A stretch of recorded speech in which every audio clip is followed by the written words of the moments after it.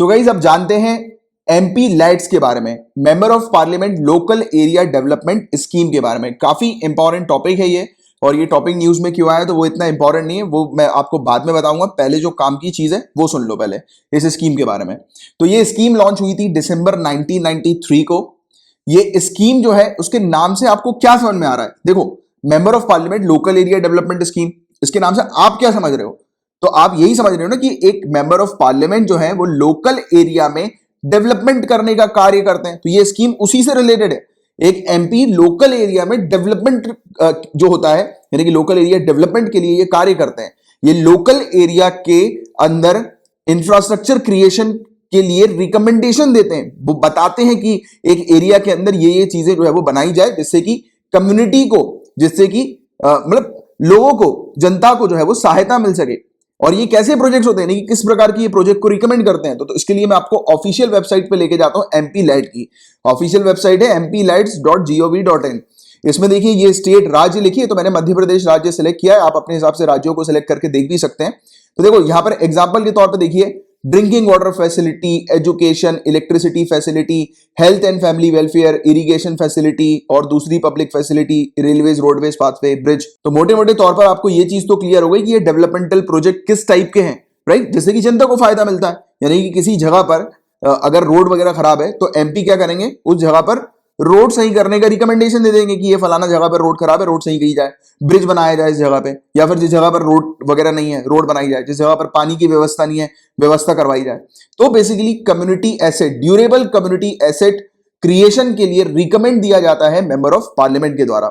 यानी कि ये प्रोजेक्ट्स के बारे में रिकमेंडेशन दे देंगे, ये फलाना प्रोजेक्ट जो है वो तैयार होने चाहिए।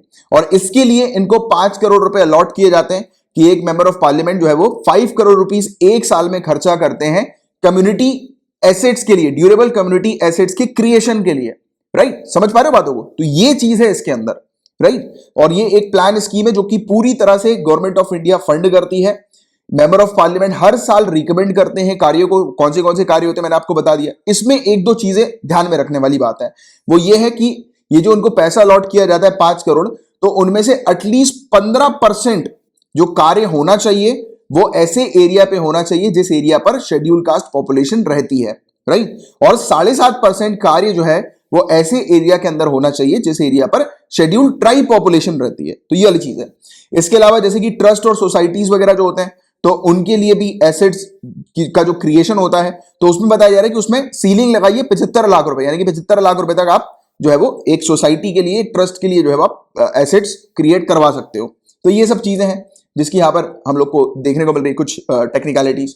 इसके अलावा पैसा किस प्रकार से रिलीज होता है, तो पैसा रिलीज किया जाता है ग्रांट इन एड के तौर पर, और ये डायरेक्ट डिस्ट्रिक्ट अथॉरिटीज को दिया जाता है, राइट? कि जिस भी क्षेत्र पर डेवलपमेंट करना है तो उन डिस्ट्रिक्ट अथॉरिटी को रिलीज किया जाता है ये पैसा, और डिस्ट्रिक्ट अथॉरिटी फिर काम करती है, राइट? और ये पैसा जो होता है वो नॉन लैप्सेबल होता है। इसका मतलब क्या हुआ, जैसे कि एक साल के अंदर मेंबर ऑफ पार्लियामेंट को 5 करोड़ रुपए खर्च करने थे, राइट? बट वो 5 की जगह 4 करोड़ ही खर्च कर पाए, और उनके पास अभी बच गया उस फंड में 1 करोड़ रुपए। तो उस 1 करोड़ रुपए का क्या होगा? क्या वो लैप्स हो जाएगा? नहीं, वो कैरी फॉरवर्ड हो जाएगा, वो नेक्स्ट ईयर चला जाएगा, राइट? कि नेक्स्ट ईयर 6 करोड़ रुपए तक खर्च करने की पावर जो होगी वो एक मेंबर ऑफ पार्लियामेंट के हाथ में होगी, राइट? मतलब डेवलपमेंटल प्रोजेक्ट्स के लिए। तो ये चीज आप याद रखिएगा। और मेंबर ऑफ पार्लियामेंट का सिर्फ रिकमेंडरी रोल रहता है कि वो रिकमेंड कर सकते हैं कि ये चीजें बनाई जाए, और उसके बाद जो डिस्ट्रिक्ट अथॉरिटीज जो होती हैं वो क्या करती हैं? जांच करती हैं कार्यों की, राइट? उनको पावर दी जाती है कि वो जांच करते हैं कि किस प्रकार के कार्य हैं, क्या वो कार्य जो है वो उस क्षेत्र पर जो रिकमेंड किया गया है वो पॉसिबल हो पाएगा कि नहीं हो पाएगा, राइट? और फंड्स वगैरह सैंक्शन किया जाता है डिस्ट्रिक्ट अथॉरिटी के द्वारा।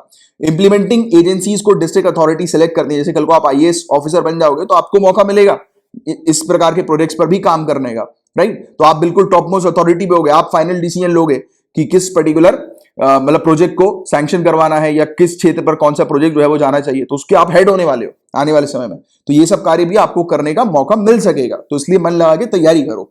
आगे की बात करें तो देखो प्रायोरिटीज वर्क, यानी कि किस किस कार्यों को पहले रखना है। जैसे मेंबर ऑफ पार्लियामेंट ने तो रिकमेंडेशन दे दी है कि ये कार्य करवाए जाए, फिर डिस्ट्रिक्ट अथॉरिटीज का काम ये होता है कि वो प्रायोरिटी रखते हैं कि इन कार्यों में सबसे इंपॉर्टेंट क्या चीज है जिसको पहले करना है, राइट? जिससे कि जनता को फायदा मिल सके, राइट? जो भी इंपॉर्टेंट चीज होती है उस पर।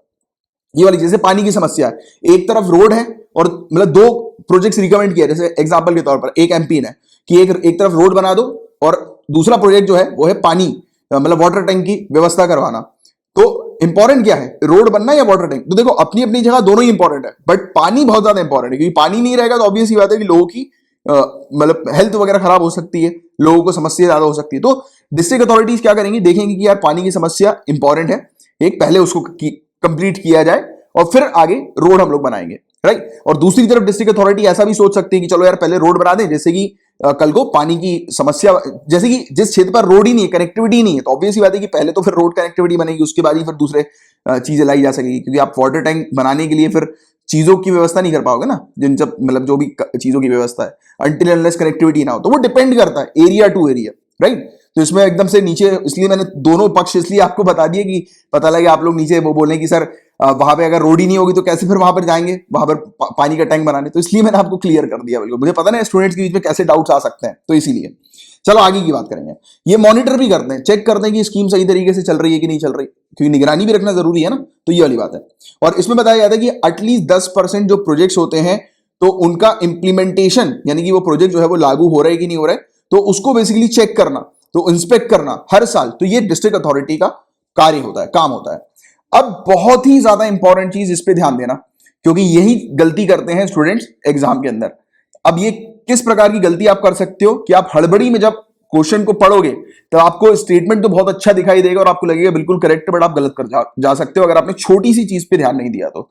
ये छोटी सी चीज क्या है, तो ये मेंबर ऑफ पार्लियामेंट हमें क्या देखने को मिलते हैं गाइस, कि एक एमपी जो होते हैं वो या तो लोकसभा के होते हैं या राज्यसभा के होते हैं। यहां पर आप ध्यान देना, जब स्टेटमेंट पढ़ रहे हो तो उसमें आपको लोकसभा और राज्यसभा ध्यान देना है, ठीक है। तो अगर एक मेंबर ऑफ पार्लियामेंट लोकसभा से आए हैं, राइट, लोकसभा से इलेक्ट हुए हैं, तो वो किस क्षेत्र पर ये डेवलपमेंटल प्रोजेक्ट्स का रिकमेंडेशन दे सकते हैं, उस क्षेत्र पर जिस क्षेत्र से वो जीते हैं, जिस कॉन्स्टिट्यूएंसी से वो जीते हैं, राइट। तो अपनी कॉन्स्टिट्यूएंसी के अंदर वो ये पैसा लगा सकते हैं। बट एक राज्यसभा के एमपी जो होते हैं, राज्यसभा के मेंबर ऑफ पार्लियामेंट जो होते हैं, तो वो जिस राज्य से इलेक्ट होते हैं तो वो अपने उसी राज्य में कहीं पर भी किसी भी जगह पर प्रोजेक्ट्स जो है वो रिकमेंड कर सकते हैं। तो ये वाली चीज यहां पर देखने को मिली है। और जो नॉमिनेटेड मेंबर जो होते हैं लोकसभा या राज्यसभा के, वो हमारी कंट्री में किसी भी क्षेत्र पर कार्यों के इंप्लीमेंटेशन जो है वो सिलेक्ट कर सकते हैं कि इस क्षेत्र पर ये कार्य जो है वो लागू होना चाहिए। तो ये वाली चीज है। तो ये चीज आप लोग को थोड़ी सी ध्यान में रखनी है, और एमपी लेड स्कीम पूरा इतना ही है, इससे बाहर का आपको और कुछ ध्यान में रखने की आवश्यकता नहीं है। अच्छा, इसके अलावा ये टॉपिक अभी न्यूज में क्यों हम लोग को देखने को मिल रहा है, तो बताया जा रहा है कि बॉम्बे हाई कोर्ट ने एक जजमेंट दिया है जिसमें उन्होंने बोला है कि सेंटर जो आज की डेट में एमपी लेट्स को सस्पेंड कर रहा है वो बिल्कुल सही है, वो सेंटर के अधिकार में है। तो ये क्या चल रहा है आज की डेट में, तो देखो कोरोना वायरस की स्थिति काफी खराब होती जा रही है फिर से।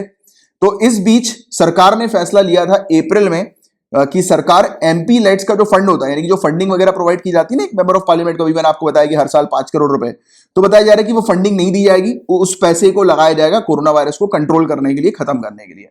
तो ये चीज है, राइट। तो इस चीज पर विवाद हो गया, इस चीज पर एक पिटीशन फाइल हो गई बॉम्बे हाईकोर्ट के अंदर, और फिर बॉम्बे हाईकोर्ट ने बोल दिया कि ये केंद्र के अधिकार में आता है। कैसे अधिकार में आता है केंद्र के, तो देखो केंद्र का काम यह भी होता है कि डिजास्टर मैनेजमेंट एक्ट के तहत केंद्र जो है वो फंड को डाइवर्ट कर सकती है डिजास्टर को कंट्रोल करने के लिए, और कोरोना वायरस एक डिजास्टर की कैटेगरी में हम लोग को नजर आ रहा है, राइट। तो ये चीज थी, इसलिए ये टॉपिक न्यूज में था, बट आपके लिए जो काम की चीज थी वो एमपी लेट थी, और इस न्यूज के बारे में जनरल जानकारी बस आपको होना था, ठीक है।